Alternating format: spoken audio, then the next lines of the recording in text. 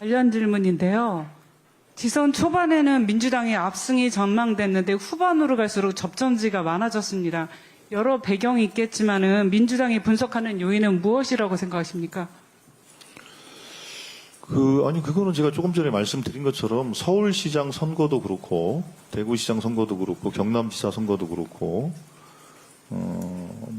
경북이야 워낙에 이제 당의 지지세가 그렇다 치고, 이 세 곳의 경우에 공통적인 것이 뭐냐면, 우리 민주당이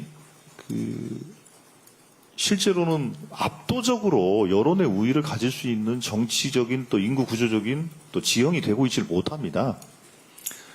예를 들면 지난번 그 대통령 선거에서도 서울, 경남 이런 경우를 보면 실제로 우리 후보의 지지율과 보수적 지지율을 합산을 하면 보수적 지지율이 훨씬 더 높아요.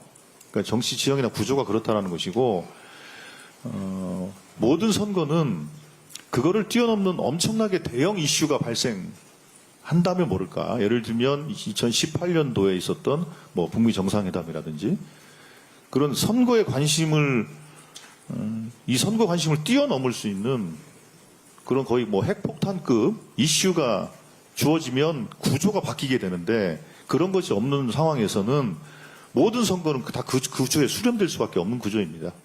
그게 선거의 기본적인 특징입니다.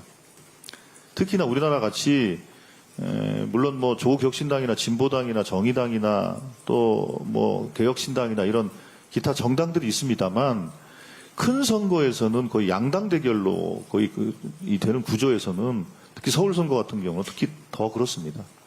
그런 측면으로 저희들이 이해를 하고 있고, 그렇기 때문에 저희들이 계속 접전이라고 말씀을 드렸던 겁니다. 이게 단순히 엄살이 아니었던 겁니다.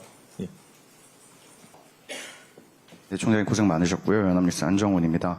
오늘 대표님 기자회견에서도 말미에 이제 법 여권 사이에 통합과 연대에 대한 말씀을 주셨고, 실제로 지금 지방선거 결과에서 법 여권의 통합이 더 숙제로 남은 것 같은데, 혹시 조국혁신당을 포함한 조국혁신당과의 합당이라든지 이런 게 지도부 내에서 지금 논의가 또 시작이 될지 좀 여쭤보고 싶습니다. 일단은 그 문제 가지고 논의를 한 것은 아니고요. 같이 논의를 해봐야 되겠습니다만, 어떤 세력이, 그러니까 우리는 지금 늘상 정치를 하면서 대통령 선거를 치를 때는 이게 이제 양당제로 유력한 두 후보로 이렇게 수렴이 됩니다. 근데 국회의원 총선 같은 거 할 때는 이게 정치 세력이 이게 쪼개져요. 그러니까 대통령 선거나 광역단체장 이런 선거는 일종의 이제 통합에 대한 요구가 커지고, 총선 같은 경우는 약간 분열의 요소가 커집니다. 그렇기 때문에 이 연대와 이 협력이라는 구조를 합당이나 통합 형식으로 진행하는 것이 적절한 것이냐, 아니면 아까 대표가 언뜻 얘기한 것처럼 결선 투표제 같은 형식의 제도로 연대와 협력을 할 수 있는 방안을 모색하는 것이 우리 정치 현실에 훨씬 맞는 것이냐, 그거에 대한 근본적인 좀 고민을 좀 해보자라는 취지로 아까 얘기한 것으로 저는 그렇게 이해를 하고 있습니다.